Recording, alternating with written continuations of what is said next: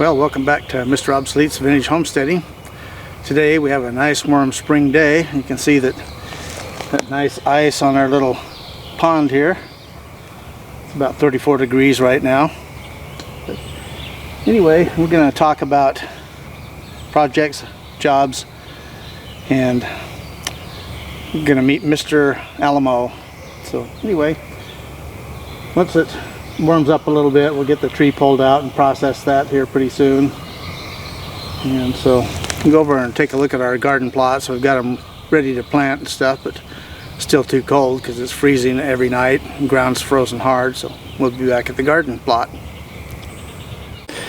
Well, we had carrots in this raised bed last season, but you see it's all completely frozen, so we've got to wait till the soil temperature gets up about 50 degrees before we can plant, so that'll be a couple of weeks out. Then we got one in behind us here, and the kale survived the cold and stuff, and some celery, and I've got a few onions trying to pop up there too. They're just volunteers, but like I say, it's been pretty darn cold. So we'll go over and take a look at our garlic beds. Well, you can see our little garlic bed here is doing really well. Those were put in last November, so they're really coming along good, and the real cold hasn't affected them, but having them down below the level of the top here actually keeps the cold air out. Then the other thing I did is I put some straw in here that I had to run through the shredder, and I should have done that on all of them, all my raised beds, because it really protects it. The soil here still slightly frozen, but not nearly as hard as the other. So anyway, then we've got another one up here. This one didn't do quite as good. I think some critters got in here and dug some of it up, but you can see the plants themselves are quite a bit bigger. So anyway, and we're going to come over here briefly. Okay, well, here's our grapes. They've done really well. These are some really old plants that have been here when we first moved here quite some time ago. But you know, I need to get in and trim them back, prune them and stuff. And then the other thing I'm going to do is I'm going to raise this up. So I've got some pipes and stuff I'll put on one side and start to raise it, and as they grow this spring and stuff, I'll raise it up so they're up about this high. And then coming back here, my old apple tree, I need to prune it. It's got lots of suckers and stuff on it that need to be taken out and stuff. But I had a weird crop last year because this side of the tree didn't have any apples, but the other side had a really good crop. But I think the wind or something must have taken the blossoms off. But anyway, that's all these projects to catch up on here, so I'll be back in a sec. Okay, well, we're going to be talking about projects now. Fun projects. We talked about this in other videos some, this 051 that Randy gave me. Thanks again, Randy. He found me the parts I need to fix this, so I'll be working on this pretty soon. I got the carburetor parts and all the pieces to fix it, so if mechanically it's still good, I'll have it up and running. We'll do a test on it here before too awfully long. Then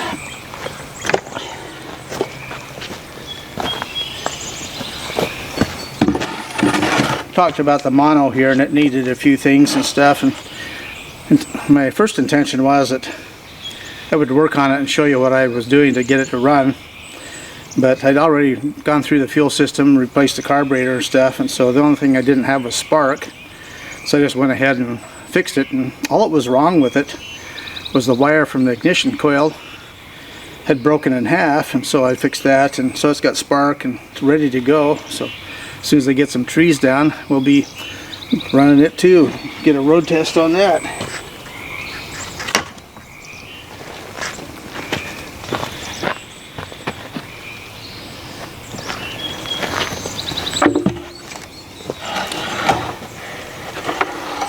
This McCullough here is kind of a weird piece.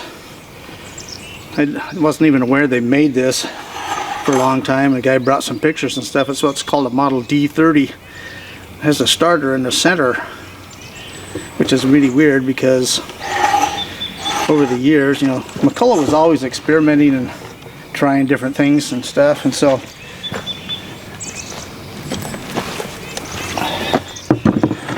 you can see this one has a starter on this side,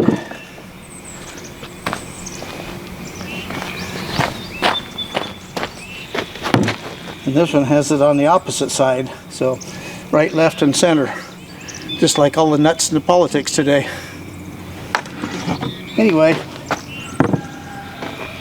each one of these has its own little unique thing. This saw here came out in 1958. And it's one of the few failures that McCulloch made.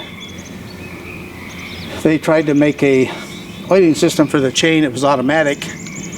It used crankcase pressure, but it didn't work out very good, and so originally it was supposed to run at a 20-to-1 oil mix, and it wouldn't work at all, so you had to run it at 10-to-1 to get it to oil, which was a terrible smoky mess. And this one, which is a 1959 model, they corrected it and put it on a manual oil pump here, but these starters were finicky and stuff, and they were phased out right away.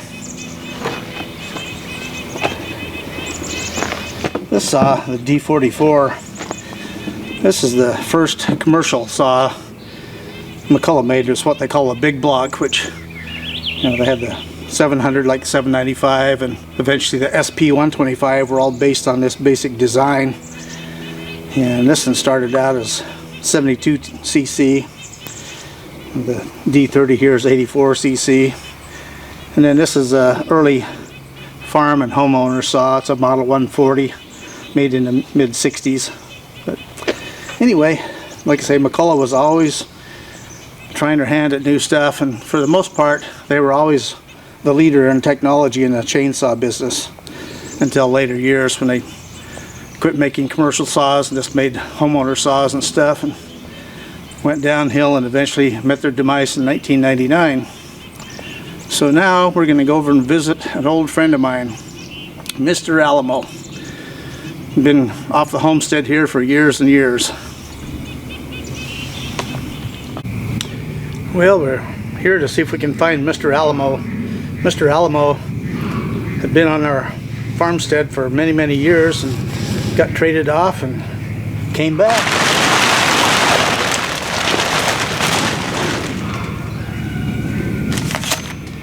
This is a 1919 Alamo gas engine, a hit-miss gas engine. It has a lot of really interesting features on it, and I actually use these old engines. I've run them on all kinds of different power equipment, but this one here I'm going to run on my buzzsaw again, because the thing I like about this over a chainsaw, especially if I'm doing stuff that's smaller than 6 inches in diameter, it's more fun to run, and it's really, really cheap to run, just like thrifty. I can cut a whole cord of wood with an engine like this on 1 quart of gas. So it's rated at 2.5 horsepower, runs at 500 RPM, and some of the interesting features on it. This is the magneto for the ignition system, but it doesn't have a spark plug. Spark plugs were not real common yet. So what they do is it has what's called an igniter, and on the back side of the magneto there's a plate, and it has a set of contact points that actually fits inside of the combustion chamber of the engine, so the points open and close and make a spark inside the cylinder to light the gas and air mixture. And I don't have it on here right now, but there's a drip feed oiler that goes right here, and it drips oil down onto the piston, lubricates the piston and the rings. And here is the governor. As the engine speeds up and slows down, they move in and out. And what that does is there's a catch behind here, and it holds the exhaust valve down so it doesn't overspeed, and so the engine will just coast. And what's really nice about that is, one, it controls the engine speed very efficiently. When it's not under a load, it draws in cool air to help cool it. And then this here is the water hopper, so that's basically a radiator. But these engines are run really, really cool and run for a long time. This one has the original crank on it. Put that on the flywheel and spin it to start it. Gas tank is built underneath. So we'll have to bring the camera over here and I'll show you some of the other features. Well, here's some of the features. You can see the connecting rod is out in the open, and this is the crankshaft. There's these 3 cups here. You put grease in those and you turn them down, and that's what lubricates the bearings in those areas. Here you have a speed control, and here's your governor. And like I say, this latch here will go down and hold the exhaust valve open so it can coast. This weighs about 400 pounds, and even though it's only 2.5 horsepower, I can run a 28-inch buzzsaw with it with no problem at all, because these were rated at real horsepower, not theoretical brake horsepower like they use today. So you couldn't have a modern small air-cooled 2.5 horse engine that would do anywhere close to any of the work this old rascal can do. Up here you have the builder's plate and stuff. And Alamo was in business from 1903 was the first year of production, and then they got taken out with the Depression in the late 20s and early 30s.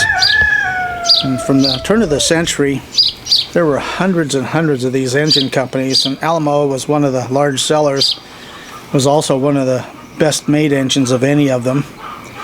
And but as the air-cooled engines started to come in the late 20s, early 30s, they started displacing them because they were a lot easier to move around and stuff. And if you're running small equipment like a feed grinder or a cream separator or something like that, the small engine made more sense. And be sure to watch our older videos on the small gas engines, and you'll see a small one of these on there, and then I talk about the other style engines and how they evolved. So anyway, I bet you're wondering what's hiding under here. You think, oh, that must be another piece of interesting junk Mr. Obsolete owns, and you'd be 100% correct. But I'm not going to tell you what it is. I'll have it up in operation sometime this summer and do a full video on that.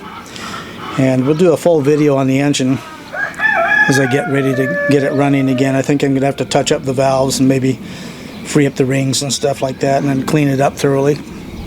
So anyway, there we have it. More good stuff on the vintage farmstead.